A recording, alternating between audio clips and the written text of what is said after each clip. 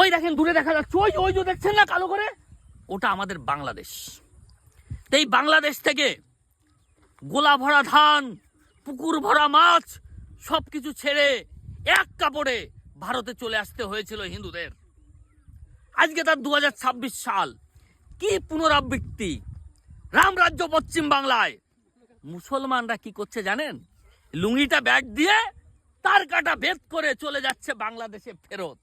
কি যে আনন্দ হচ্ছে, কি যে আনন্দ হচ্ছে, বলে বুঝাতে পারবো না গো, বলে বুঝাতে পারবো না। আমি মোদী সরকারকে বলতে চাই, ওই দেশে এখনো পর্যন্ত যারা হিন্দু আছে তাদের এই দেশে নিয়ে চলে আসুন।